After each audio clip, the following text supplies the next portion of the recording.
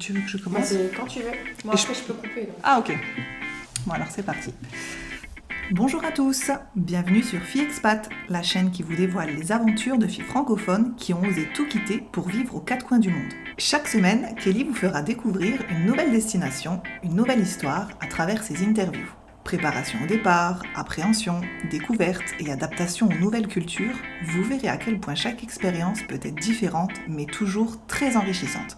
Donc si vous songez à vous expatrier ou que vous êtes simplement curieux de savoir comment on vit au Chili, au Danemark ou encore à Taïwan, on vous dit welcome! Le but de Kelly à travers ses podcasts est de partager avec vous le vécu, le ressenti des unes et des autres. Expatriée elle-même 9 ans entre les États-Unis et le Canada, passionnée de voyage et surtout grande épicurienne, et je sais de quoi je parle, elle adore partir à la rencontre de nouvelles personnes et échanger des points de vue. Allez, c'est parti, embarquement immédiat, bonne écoute! Bon, Inessa, ça fait combien de temps qu'on se connaît? Oula, 11 ans, quelque chose comme ça, Un truc comme ça, hein. depuis nos 12 ans, donc plus, ça doit faire 13 ans maintenant. Ouais. On s'est rencontrés En 5e. Ouais, 5e, Fin je dirais. 5e. Ouais. Et on s'aimait pas. Mais c'est vite passé quand même, ça. Et on a été forcés d'être ensemble en 4e, sur un Et rebord puis, de fenêtre, et c'est depuis ça. ça a été le grand amour. Du coup, alors, qu'est-ce que ça t'a fait, toi, le jour où je t'ai dit que je voulais partir au Canada? Déjà, parce qu'il y a eu plusieurs étapes, vu que nous, ça a été assez compliqué. Déjà, quand je t'ai dit qu'on voulait partir au Canada. Ma première réaction, c'était « elle partira à jamais ». Parce que, bon, non, mais clairement, ça fait depuis toujours que t'es à Tours. Donc au début, je me disais, ouais, c'est un projet peut-être lointain qui n'arrivera pas tout de suite. Et en fait, quand tu m'as dit que tu allais partir Pour de vrai. au début, j'ai pas trop réalisé. Et après, c'était beaucoup de tristesse parce que, ouais, mine de rien, on se voit toutes les 2 ou 3 semaines. Mais depuis maintenant 1 an. Et c'est devenu une habitude, et à chaque fois que je rentre à Tours, je rentre du train, et puis la première chose que je fais, c'est je vais chez toi. Ouais, putain, ça c'est vrai que c'est devenu un rituel, quoi. Ouais. Non, c'est une tradition, et ça va être bizarre, maintenant ça va changer. Et je vais rentrer du train, et je vais prendre mon vélo, et je vais aller ailleurs. Mais bon, tu vas venir nous voir au Canada. Dès qu'on pourra voyager, ouais. Ça va être C'est un petit créneau de vaccin le plus rapidement possible, et après, c'est parti. À partir de cet instant-là, on est dans le projet Canada. Il n'y a plus d'autres solutions. C'est le Canada, point. Donc ça, c'est génial. Et donc, commence l'administratif sans fin pour partir. Et en fait, tu te dis, tu croyais que c'était genre une épreuve, là, tout ce que tu viens de vivre, et tu te dis, en fait, non. En fait, c'était rien. C'est une préparation. Malheureusement. C'était une petite préparation. Une petite mise en bouche. Ah non, mais je te jure. Oh là là. Donc, en plus, nous, on a le truc en plus de la demande du conjoint. Donc là, en gros, il me fallait une promesse d'embauche. Donc, j'ai dû demander à mon nouveau patron de m'écrire une promesse d'embauche, comme quoi, blablabla, j'allais arriver à partir de telle date, que l'entreprise était ouverte même en période de Covid. Voilà, il y a des trucs à mettre précisément. Donc, tout ça, c'est sur les PVTistes, de toute façon. Et avec cette promesse d'embauche, je pouvais commencer à faire les démarches pour mon conjoint pour demander une exemption des restrictions de voyage. D'accord. Donc là, en fait, tu envoies les documents qu'ils te demandent, tu expliques toute ta situation dans le mail, tu écris vraiment comme si tu parlais à quelqu'un. Il y a vraiment des agents derrière qui lisent ton mail, qui regardent tes documents et qui décident ou pas si tu es autorisé à venir ou pas. D'accord. Et là, ton entreprise, eux, ils n'avaient pas la possibilité, je ne sais pas si c'est une grosse ou une petite entreprise, mais ils n'avaient pas la possibilité de te donner justement le conseil d'un avocat pour qu'il puisse t'aider à gérer toute cette paperasse. Alors, c'est une petite entreprise, mais alors après, moi, je vais pas demander, et voilà, enfin, j'avais pas trop envie de les embêter avec ça, tu vois. Je trouve qu'il y avait déjà assez de contraintes autour de moi pour en plus leur imposer ça, tu vois. Après, en même temps, tu viens, tu as un PVT, donc normalement, eux, s'ils avaient vraiment voulu t'embaucher, ils auraient dû te faire un permis de travail. Donc l'un dans l'autre, tu leur facilites la tâche, même si tu avais quelques contraintes. Ah oui, voilà, c'est ça. Ouais. Ouais, mais après, je n'avais pas envie de... Oui. Ouais, bon, bref, c'était comme ça. Et donc, je pense, 48 heures, 72 heures plus tard, on avait la réponse avec l'autorisation. Là, pour de vrai, on se dit, ok, là, c'est bon, pas. En fait, il a vraiment fallu avoir ce papier pour se dire, ok. Donc là, t'as quelle date? On était fin mars, quoi. Tu vois, donc plus d'un an après avoir été tiré au sort. Ouais, et là, au moment où on enregistre, on est au mois de mai. Donc, Voilà, je suis à 2-3 semaines de partir, là. donc là, du coup, lui, il a posé sa dème, j'imagine. Donc oui, donc lui, il a fait une... Rupture conventionnelle, peut-être? Merci. Ouais, il a fait une rupture conventionnelle. Donc bon, voilà. Donc là, il travaille encore. Voilà, enfin, il lui reste encore quelques jours de boulot. Et puis... Donc moi, j'ai commencé à travailler. Donc oui, donc j'ai commencé à travailler le 8 mars. Donc ça fait un petit moment, là, déjà. Et avec le décalage horaire, c'est pas trop compliqué, du coup? Non, pas du tout. Non. Moi, je me lève le matin à 8h, je travaille. Et en gros, je fais mes 8 heures de boulot par jour. Et en fait, en général, on se fait des meetings à 14h, 15h chez moi. En gros, eux, c'est le matin quand ils se réveillent. Et comme ça, on fait des points l'après-midi. Bon, pas tous, hein, de temps en temps. Et puis comme ça, moi, je bosse tranquille de mon côté, les matins, les après-midi. Ouais, c'est Je suis très autonome dans mon boulot. Hyper confiance, tu vois. Ouais, mais ça, justement, c'est un point que j'allais aborder avec toi parce que moi, pour y être, j'y étais donc... bon, j'étais pas dans une petite entreprise, j'étais dans une grosse entreprise. Mais avant que toute cette histoire Covid arrive, mon entreprise essayait de commencer à mettre en place justement le télétravail. Et on nous avait autorisé à 2 jours par mois, il me semble. Et moi, je me souviens, les chefs, pour eux, c'était hors de question. Il était hors de question que les gens fassent du télétravail. Il y avait un manque de confiance, mais énorme. Et donc, quand là, la crise Covid a démarré et qu'on s'est tous retrouvés en télétravail, je me souviens même quelques mois après avoir eu mon chef au téléphone et lui dire, tu vois, finalement, on est capable de travailler à la maison. Et on fait notre taf, on en fait même plus d'ailleurs, parce que du coup, on n'a pas le transport, enfin, je pense qu'on a plus d'énergie, puis on n'a pas tout le temps les collègues autour avec qui on est tenté de discuter. Donc je pense que c'est intéressant aussi, tu dois certainement ressortir ça beaucoup, mais je pense que Covid a quelque chose à y faire. Oui, c'est clair. Donc même si après, j'avoue que les Canadiens font énormément confiance. Non mais je suis super contente pour toi. Donc, maintenant, c'est bon, il pose sa dème, toi c'est bon, t'as commencé le travail, maintenant il va falloir commencer à rendre ton appart, faire les cartons. Comment vous avez commencé à vous organiser là-dessus? Par quoi vous avez commencé?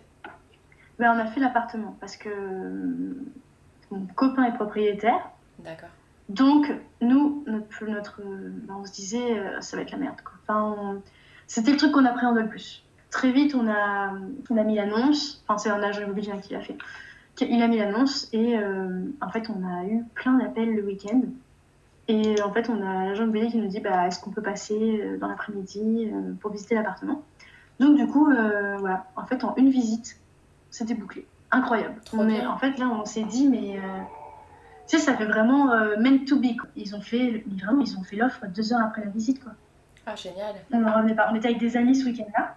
Et du coup, on a trinqué tout. On était tous super heureux qu'on n'en revenait pas. Je pense que tu as eu assez de choses sur ton chemin. Il était temps que les choses soient un petit peu plus faciles pour vous. J'ai bien l'impression que tu sais, souvent on parle des grandes périodes de latence où il se passe rien. Et puis à un moment où tu as un truc qui s'enclenche, tout se met à retourner et à fonctionner correctement, quoi. Ouais, et c'est vraiment ce qui s'est passé, quoi. Génial. Tout s'est enclenché et bim, ça y est, la retournée. Donc voilà, donc du coup ça s'est fait très vite. Et puis là on est en train de vendre les meubles tranquillement. Tu utilises Facebook Market ou plutôt Le Bon Coin? On fait les deux. Moi je sais que ça a été une période qui était un peu saoulante quand même, je trouvais, parce que déjà prendre les photos, estimer le prix, t'as des gens qui essayent de négocier. Ah, c'est chiant. Ouais, c'est chiant. C'est super chiant. C'est vraiment la partie relou, quoi. Ouais, c'est ça. Il y a un moment, t'as envie de dire, non mais prends juste le meuble et barre-toi, quoi. C'est ça. Mais moi, je veux plus le voir, ce meuble. Prends ce meuble et on n'en parle plus. Moi j'ai fini par donner tellement de choses tellement que j'en pouvais plus. C'est pareil. Au début, en fait, on était en mode, on va le vendre 400 €. Ça, on va le vendre 300. Enfin voilà, on était des ouf. Et maintenant, mais quand quelqu'un nous dit, je prendrais bien ça, vas-y, je te le donne. Vas-y, prends. Allez, file. C'est ça. Si tu veux, je te donne même des sous pour que tu le prennes, s'il te plaît. Et t'aurais pas besoin de ça aussi par hasard? Ou ça, non, t'as pas besoin d'un frigo? Non, t'as déjà un frigo chez toi? Ah mince. Excellent. C'est un peu ça, quoi. Non mais c'est ça. Mais du coup toi ça va, t'as pas trop de difficultés justement à décider qu'est-ce que je prends avec moi, qu'est-ce que je prends pas? Alors ça a été un grand cheminement parce que moi au départ, donc c'était vraiment au début, tu vois, j'avais même pas été tirée au sort encore. On discutait comme ça, des discussions un peu à la va-vite, en l'air. Et je disais, moi je veux mettre tous mes meubles dans un container. Je veux venir avec un container avec mes meubles. Tu vois un peu le délire de la nana, quoi. Ouais. Donc, voilà. Donc après, mon mec me dit, non, mais non, ça coûtera bien moins cher de racheter des meubles là-bas que de payer un container avec nos meubles. En plus, nos meubles sont moches, enfin, n'importe quoi. C'était vraiment, mais taré, quoi. Et donc après, alors là, bon, j'ai eu du mal, hein. Parfois encore, ça me fait de la peine, mais j'ai un fauteuil en velours bleu canard que j'adore, alors que c'est un pauvre fauteuil Ikea, hein. Bref, je l'adore et en fait, je ne veux pas m'en séparer. Je suis effondrée à l'idée de m'en séparer. Et je lui dis, non, mais c'est pas possible, il faut que Enfin, comment je vais faire sur mon fauteuil? En fait, je pense que tu es dans un stade où tu te mets des freins toi-même, enfin, tu as envie de te mettre des barrières, tu sais. Mhm. Je vois souvent avec mes invités, ils disent à un moment, tu te rends compte que tu te mets des barrières à la con, enfin, que tu t'inventes des excuses en fait pour pas le faire. Et là, moi, j'étais dans cette phase-là, tu vois, au départ, où bah non, je peux pas partir vu que j'ai pas mon fauteuil, enfin, vivre sans mon fauteuil, enfin, réfléchis. Tu vois. Ah, j'adore. Pour information, le fauteuil est vendu et il part demain. Oh, Donc, ça va te faire bizarre, ça, et je en pense. fait, c'est vraiment un cheminement, tu vois, au fur et à mesure. Enfin, je sais pas, en tout cas, moi, enfin, je pense que c'est pour plein de personnes comme ça. En fait, à partir du moment où tu as vendu un meuble, après, tu t'en fous. Même quand tu as vraiment avancé dans le truc, en fait, tu t'en fous de tes meubles, mais complètement, quoi. Mhm. En tout cas, moi, c'est notre cas. Et donc, du coup, là, il y a tous les meubles qui partent demain. C'est-à-dire que demain, on est vraiment en mode camping jusqu'au 17 mai. Waouh, ça va être pas mal. Ça va parce que vous êtes à deux. Quand t'es seule, c'est un Ça sentiment va être trop bizarre. particulier. Ouais. Et tu vois, comme je le disais au début, hein, je sais pas si j'aurais osé partir toute seule. Ouais, non, je peux te le dire pour l'avoir vécu. Quand tu te retrouves seule dans ton appartement et qu'il reste plus grand chose, c'est bizarre.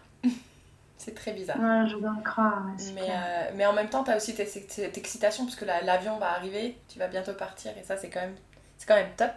Et donc, du coup, Ouais, alors j'en ai encore des crises d'angoisse. Hein. Enfin, des crises d'angoisse, j'exagère, mais en fait, tu sais, quand tu réserves avec Air France, enfin, avec n'importe quelle compagnie, ça se met automatiquement dans ton calendrier de téléphone. Oui.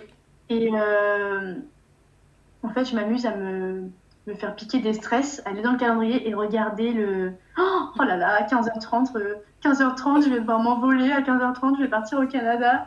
Je suis en mode comme ça, tu sais, je me fais des coups de flip en regardant mon calendrier. Oh là là, c'est toujours le 31 mai que je pars. Oh là là, oh là là. Bon, bref. ah, non, mais tu verras, c'est une très belle aventure, tu vas kiffer. Et donc, du coup, aussi, je sais que ça doit pas être évident là maintenant parce qu'on est en période Covid, confinement, enfin, slash, c'est en train de commencer à se rouvrir, mais là en plus, parce que du coup, Chez eux, oui, ça réouvre. Ils sont plus en avance parce qu'ils ont fait un confinement plus strict, bah, un peu comme en Angleterre, quoi. Ouais, non, mais je parlais surtout par rapport à la France en fait, parce que du coup, là, t'es en train de vendre tous tes meubles, t'es en train de faire tes cartons, tu travailles à temps plein, t'as le podcast, Oui. tu dois prendre des rendez-vous médicaux et voir ta famille. Donc, comment t'arrives à gérer tout ça? Ah, bah, comment j'arrive? Bah, je fais mes journées déjà Tu les de programmes. travail. Mhm. Donc, bon, je me lève tôt, donc ça me permet quand même de pas finir trop tard, donc ça c'est cool, tu vois, genre 16h30, 17h, j'ai fini, quoi. Parce que je fais une petite pause d'1 heure le midi, donc c'est 8 heures par jour, tu vois. Ouais. 4 heures. Donc ça, voilà. Et puis après, bah, je bosse le podcast. J'ai des rendez-vous médicaux. Moi, j'ai quelques rendez-vous médicaux comme ça, par-ci, par-là, mais pas non plus. J'en ai avoir 3 ou 4, tu vois. Et pour faire un check-up, pour être sûr que tout va bien avant de partir, pour pas être emmerdée là-bas.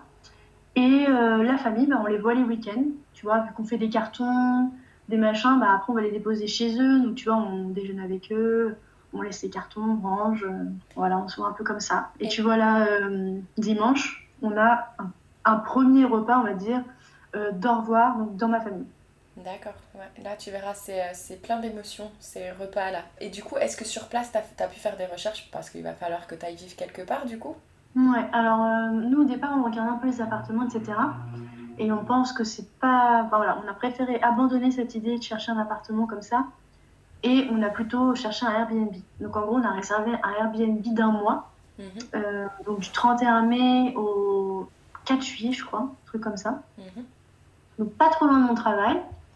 Et on a pris un. Oh là là, on s'est fait plaisir parce qu'on s'est dit qu'on allait avoir la quatorzaine. Et puis on allait dans un nouveau pays, qu'on aurait peut-être le blues. Donc voilà, on s'est dit qu'on allait se faire du bien quand même. Et du coup, on s'est pris un petit chalet au bord de l'eau. Donc ça va vraiment être chouette, je pense. Et puis en fait, ce qui va se passer, c'est que comme mon conjoint, il n'aura pas le droit de travailler au départ, vu qu'il sera un conjoint fait. il va aller chercher des appartements, visiter. Et puis comme ça, il va pouvoir préparer tranquillement le logement, tu sais, le meubler, etc. pour que ce soit prêt quand on prendra le Airbnb en fait. Ah, trop bien. C'est une bonne organisation, ça. Bah ouais, donc là, du coup, on regarde déjà les appartements, mais du coup, il n'y a pas ce stress, tu vois. Donc on regarde les appartements. Demain, on a la première visite en visio pour un appartement qu'on a vu. Puis voilà, enfin voilà, on se prend pas la tête au niveau des appartements, puisqu'on a le Airbnb, on a un mois devant nous après pour trouver, préparer quelque chose. Donc, Ouais. Un truc que je vais quand même t'informer, il me semble. Bon, toi, je pense pas que tu vas vivre à Montréal même, si? Non, non, non. On est à 40 minutes de Montréal, dans l'ouest. Ok, Donc on va plus être dans une région, tu vois, avec des lacs, ok. verdoyants. Finalement, tu vois, ce qui est fou, c'est qu'on cherchait à Montréal même, où j'ai pas trouvé. Et en fait, ce que j'ai trouvé, c'est exactement ce dont j'avais besoin, tu vois, pour me sentir bien. Et en fait, c'est juste parfait, quoi. Enfin, j'ai l'impression que vraiment tout s'aligne parfaitement. Tu le mérites, tu le mérites. Parce que ouais, je voulais juste faire une petite précision. Si je dis pas de bêtises, Ouais. à Montréal, en fait, le 1er juillet, donc c'est la fête du Canada. Et en fait, c'est là où tout le monde déménage. Oui, j'avais entendu parler qu'il y avait une fameuse journée du déménagement. Voilà, c'est ça. Et si je dis pas de bêtises, c'est le 1er juillet. Donc du coup, c'est vrai Ok. que si tu dis que t'as peut-être le temps, mais finalement, comme il y a beaucoup de monde qui recherche, aussi beaucoup de gens qui rendent, ça peut... finalement, c'est pas aussi... Ça peut tomber bien au final. Enfin, tu vois, ça pourrait être C'est encore ça. une fois les étoiles qui s'alignent parfaitement, quoi. Exactement, et puis tu verras en plus au mois de juin, ce qui est fantastique au Canada, c'est que bon, l'hiver est très long quand même, hein, je vais pas te le cacher, mais du coup, bah là en plus, pour avoir parlé avec des Canadiens cette semaine, il fait encore un peu froid. Et donc du coup là, au mois de juin, c'est là où tout le monde commence à revivre, entre guillemets. C'est la saison des cottages, il commence à faire super beau, le mois de juin il est incroyable. T'as enfin le vert qui commence à ressortir et tout, donc tu vas arriver à une Ouais. période... Mais je pense qu'on tombe vraiment à un bon moment. C'est parfait. Vraiment, je suis C'est super parfait. contente. Et du coup, là, que ça fait pas mal de temps que tu es dans les paperasses, est-ce qu'il y a des choses administrativement qui sont challenging, on va dire? Bah, alors, du coup, comme je te disais, j'ai eu mes rendez-vous médicaux. Et donc, j'ai dû aussi faire les rendez-vous médicaux pour mon chat. Parce qu'on part avec notre chat. Très important. Et donc, pour le chat, il faut un passeport et qu'elle soit vaccinée contre la rage. Donc, j'ai dû prendre un rendez-vous chez le veto pour faire tout ça. Donc, 145 € bonjour, voilà. Hop, pour le chat, donc il est un peu comme ça. Et puis après, bah, tu dois aussi payer la place du chat. Parce que là, du coup, on s'est posé la question, est-ce qu'on la met en soute? Est-ce qu'on la prend avec nous en cabine? Et on s'est dit que non, quand même, c'était assez... Ça va être déjà assez traumatisant comme ça. Alors, en plus, la foutre dans la soute, enfin, je n'y voyais pas. Donc, on a dû appeler Air France pour demander une place supplémentaire pour notre chat. Donc, 100 € la place. Oh là là. Et 100 €, sachant qu'en fait, tu payes 100 €, mais pas une place. Hein, parce qu'en gros, tu dois la foutre sous ton siège. Donc, franchement, je trouve ça un peu abusé. Mais bon. En plus, en ce moment, les avions, ils doivent pas trop être pleins, quoi. Donc, il peut avoir un siège. Ouais, bah, j'espère que là, du coup, ils vont être... tu vois ce que je veux dire? Ouais, non, mais oui, je pense. Gentils, enfin, indulgents et dire, bah oui, vous pouvez prendre le siège pour le chat, quoi. J'espère, en tout cas. Et donc, voilà, il faut la mettre sous ton siège. Donc, il y a un sac...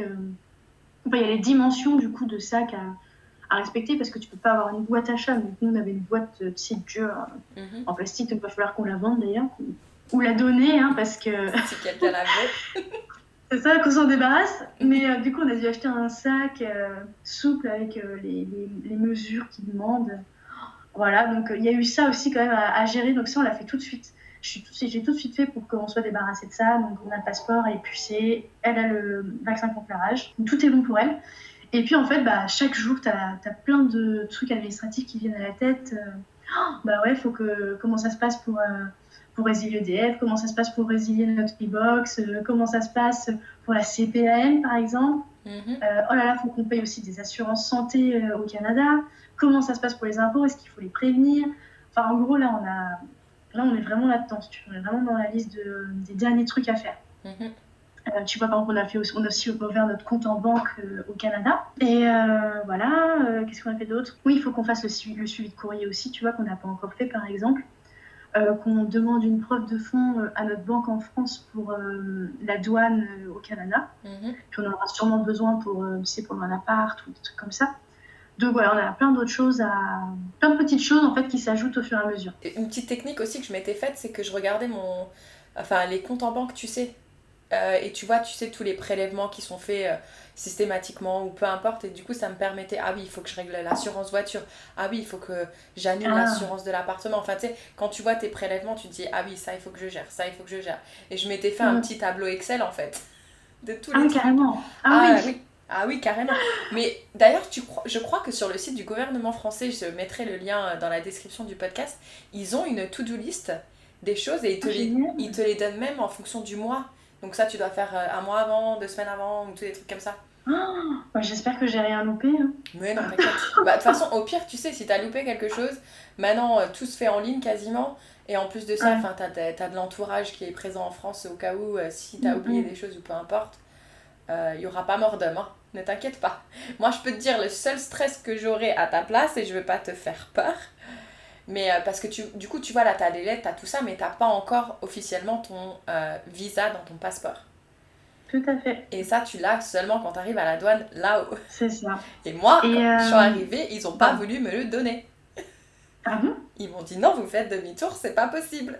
Mais pourquoi ? Ils t'ont donné une raison ? Parce qu'ils trouvaient que mon dossier était louche. Non. Mais si, et du coup, t'as fait, du coup ? heureusement, j'avais un avocat. Et j'ai appelé mon avocat. Et c'est lui qui a... Donc j'ai attendu 3 heures pendant qu'il gérait ça, je sais pas comment, par téléphone. Et au bout de 3 heures, ils m'ont rappelé au bureau, ils m'ont reposé des questions par rapport à mon travail. Et ils ont vu que je tenais la route, hein, que je racontais pas des conneries. Et donc du coup, ils ont fini par me laisser passer. Arrête, tu me fais peur. Non, parce que alors, nous, je te préviens. On est dans la situation où, tu vois, moi j'ai le travail, etc. Mon mec me suit. Donc du coup, il va demander un statut de visiteur, tu sais, de 6 mois. Donc j'espère que ça va passer, quoi. Bah écoute, moi juste prépare-toi psychologiquement parce que ce genre de choses peut arriver. Là c'était en 2019, je devais aller chercher un mec à l'aéroport de Toronto pour justement parce qu'il venait faire 1 an d'études, il avait un partenariat avec une université et lui il faisait escale à Montréal pour venir à Toronto. Chose à ne jamais faire quand t'as pas ton visa dans le passeport. Ils ont pas voulu lui donner.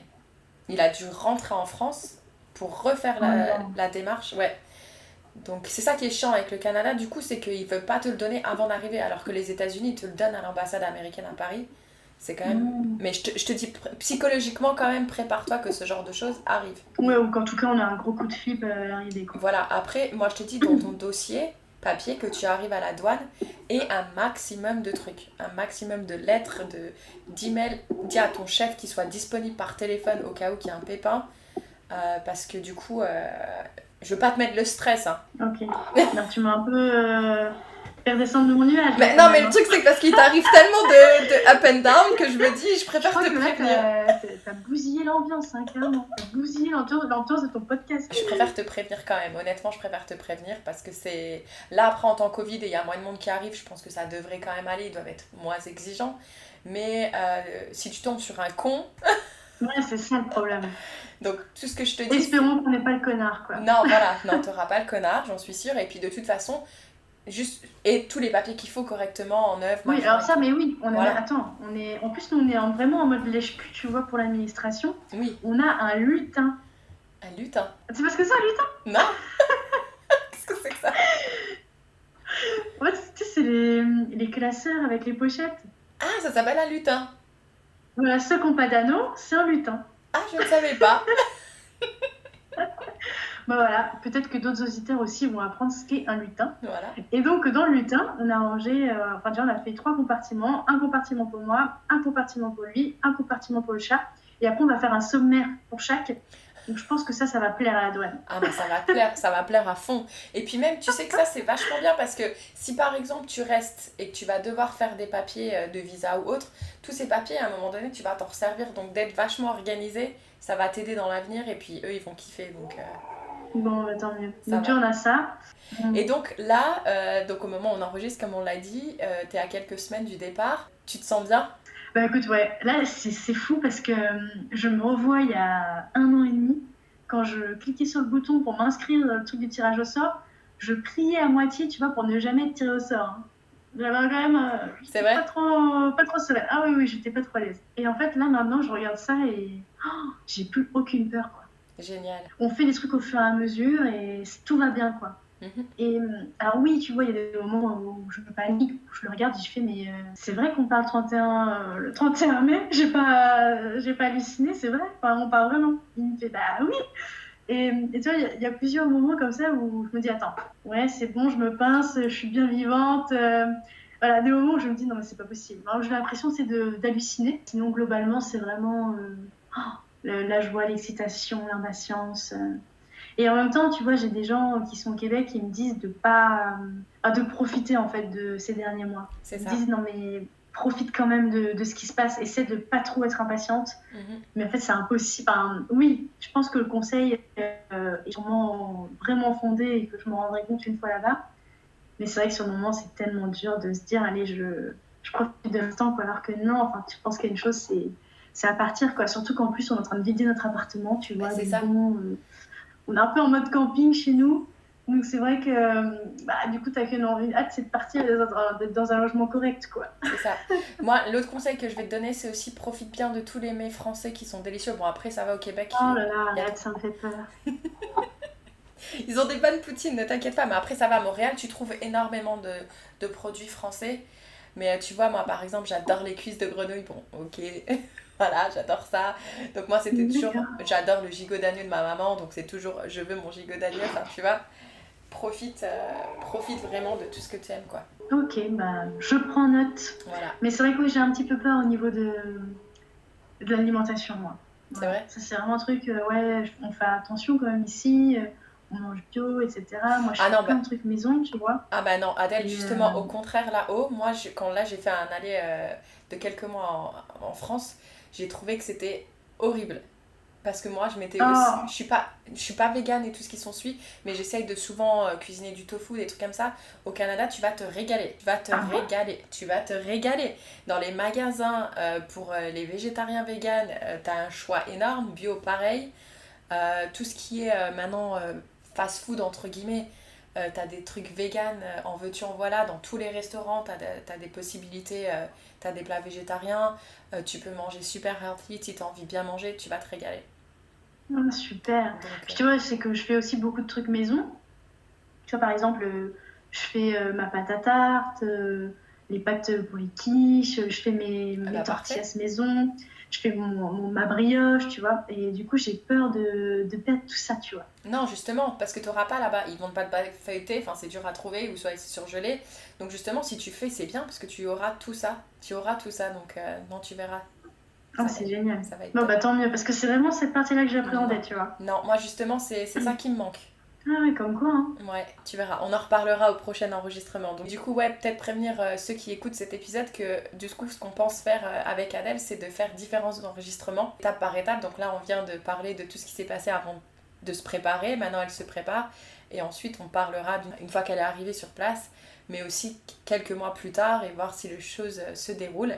Comme un peu une série Netflix, quoi. Mais Je sais pas si c'est aussi trépidant, mais... Ah bah tu plaisantes, attends, tu rigoles ou quoi? C'est génial. Donc voilà, écoute, quelque chose que tu aimerais rajouter du coup? Je pense qu'on a bien parlé. Et du coup, alors moi j'aime bien quand même terminer mes épisodes avec une petite citation. Ouais, bah, j'adore dire cette phrase, tu vas me dire si tu reconnais. C'est « Oublie que t'as aucune chance, vas-y fonce, on sait jamais, sur un malentendu ça peut marcher ». Alors attends, non, je connais pas, mais est-ce que c'est une chanson? Non. C'est un film? Oui. C'est vrai? Oui. Je connais pas, non, ça me dit rien. Mais tu sais, moi je suis pas très bonne en ça en plus. C'est Jean-Claude Duss dans Les Bronzés font du ski. Ah, génial! Et c'est trop ça, quoi. Rien que tu vois, quand j'ai lancé le podcast, c'était vraiment oublie que t'as aucune chance, lance ton podcast, fais ton truc, et si ça marche, bah, sur un malentendu, bah tant mieux, quoi. Et donc, bah, c'est exactement ça. Puis le PVT, là, avec tout ce qui nous est arrivé, c'est encore ça, et du coup, j'adore la dire. Ah, génial. Et bah écoute, c'est top pour conclure cet épisode. Bah Adèle, je te remercie. Et puis, bon courage. Merci à toi. C'était trop chouette d'échanger ensemble sur cette avant un peu folklore. C'est ça. Et ça te fera un Pour super... partir au Canada. Ça te fera un super souvenir à toi aussi, donc c'est top. Ouais, je pense. Ouais. Merci. Et bah merci. Et puis je te dis à très vite alors. Ouais, à plus.